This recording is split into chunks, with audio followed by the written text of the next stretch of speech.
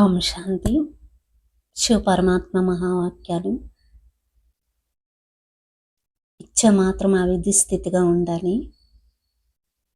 అంటే స్థూలంగా కానీ సూక్ష్మంగా కానీ తీసుకునే విధంగా ఉండకూడదు, ఇచ్చే విధంగా ఉండాలి అంటున్నారు పరమాత్మ. మరి వాక్యాల గురించి ఏం చెప్తారు మహావాక్యాలు? ఇంకా మనం తెలుసుకుందామా? పరమాత్మ అంటున్నారు, ఎవరికైనా మీరు స్వమానం ఇచ్చారు, ఇతరులకు ఇవ్వడం అంటే మీ స్వమానాన్ని పెంచుకోవడం. అది ఇచ్చినట్లు కాదు. ఇవ్వడం అంటే తీసుకోవడం, తీసుకోకండి ఇస్తూ ఉండండి, అదే తీసుకోవటం అయిపోతుంది. సమయం యొక్క పిలుపు ఏమిటో అర్థమైందా? దాత అవ్వండి. ఒక పదం స్మృతి ఉంచుకోవాలి. ఏ విషయం జరిగినా కానీ దాత అనే పదాన్ని సదస్మృతిలో ఉంచుకోవాలి. ఇచ్చ మాత్రం అవిద్య అవ్వాలి. స్థూలంగా మరి సూక్ష్మంగా కూడా తీసుకోవాలని కోరిక ఉండకూడదు. దాత అంటే ఇచ్చ మాత్రం అవిద్య అని అర్థం. సంపన్నంగా ఉంటారు, తీసుకోవాలని కోరిక కాగలడానికి వారికి ఏ లోటు అనుభవం అవ్వదు.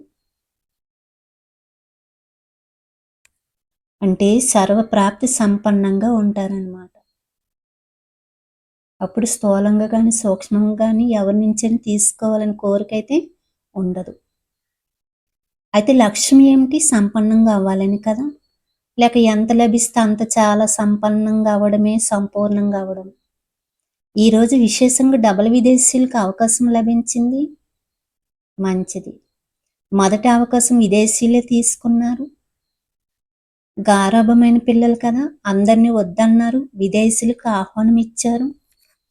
బాబ్దాదాకు కూడా పిల్లలందరూ స్మృతి ఉంటారు. అయినా కానీ డబుల్ విదేశీ పిల్లలను చూసి వారి ధైర్యాన్ని చూసి చాలా సంతోషిస్తున్నారు.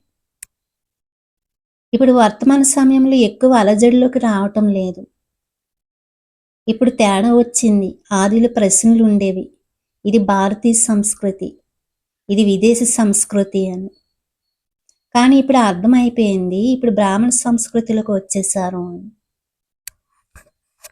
భారతీయ సంస్కృతి లేదు, విదేశీ సంస్కృతి లేదు, బ్రాహ్మణ సంస్కృతిలోకి వచ్చేసారు. భారతీయ సంస్కృతి కొద్దిగా గొడవ తెస్తుంది, కానీ బ్రాహ్మణ సంస్కృతి సహజం కదా. బ్రాహ్మణ సంస్కృతి ఏమిటంటే స్వమానంలో ఉండండి, మరి స్వరాజాధికారి అవ్వండి. ఇదే బ్రాహ్మణుల సంస్కృతి. ఇది ఇష్టమే కదా. భారతీయ సంస్కృతి ఎలా వస్తుంది? కష్టం, ఇలా ప్రశ్నలు ఏమీ లేవు కదా, సహజం అయిపోయింది కదా. మరలా అక్కడికి వెళ్ళిన తర్వాత కొద్దిగా కష్టమని రాయకూడదు. సహజమని అయితే అనేసారు, కానీ కొద్దిగా కష్టం అనిపిస్తుందా? సహజమైన కొద్దిగా కష్టమా? కొంచెం కూడా కష్టం లేదు కదా, చాలా సహజమా. ఆటంతా పూర్తి అయిపోయింది కనుక నవ్వు వస్తుంది. ఇప్పుడు పక్కా అయిపోయారు కదా, బ్రాహ్మణులు అని పక్కా అయిపోయారు కదా. చిన్నతనం యొక్క ఆటలు సమాప్తి అయిపోయాయి కదా.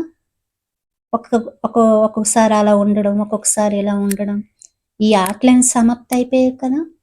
ఇప్పుడు అనుభవిగా అయిపోయారు. బాప్దాద చూస్తున్నారు, పాతవారు ఎంతెంతగా పక్కా అవుతూ ఉంటారో అంతంతగా కొత్తగా వచ్చేవారు కూడా పక్కా అయిపోతారు అని. మంచిది. ఒకరినొకరు మంచిగా ముందుకి తీసుకువెళ్తున్నారు, మంచిగా శ్రమిస్తున్నారు అని అంటున్నారు పరమాత్మ.